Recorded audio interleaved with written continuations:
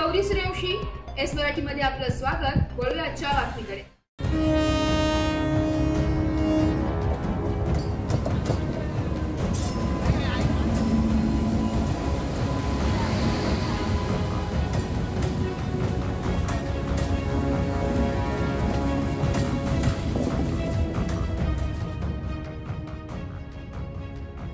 Nandgaon railway मालगाडीचा डब्बा घसरल्याची घटना समोर येत आहे। नाशिकच्या नांदगाव उड्डाणपूल जवळ रेल्वे स्टेशन पासून 1 किलोमीटरच्या अंतरावर रेल्वे मालगाडीचा डब्बा रुळावरून घसरल्याने दिल्लीहून मुंबईकडे जाणाऱ्या मध्य रेल्वेची वाहतूक ही ठप्प झाली आहे। सकाळी 7 वाजेच्या सुमारास ही घटना घडली आहे।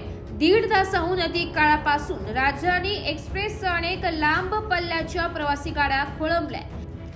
दरम्यान रुळावरून घसरलेला डब्बा उचलण्यासाठी आपत्कालीन दुर्घटना राहत गाडी मनमाड या टीमने घटनास्थळी दाखल होत युद्ध पातळीवर रेल्वे वाहतूक पूर्ववत करण्यासाठी अवघ्या 4 मिनिटात गाडी रुळावर आणली आहे। या कामगिरीने मनमाड रेल्वे कर्मचाऱ्यांचे कौतुक केले जात असून रेल्वे वाहतूक पूर्ववत सुरू करण्यात आली आहे। या घटनास्थळी रेल्वेचे अधिकारी कर्मचारी रेल्वे पोलीस उपस्थित होते।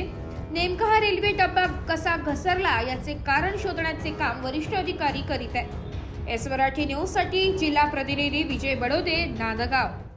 अशाच नवीन ताज्या घडामोडी जाणून घेण्यासाठी आमच्या एस मराठी न्यूज चॅनलला लाईक करा, शेअर करा, सबस्क्राइब करा आणि बेल आयकॉनला क्लिक करायला विसरू नका।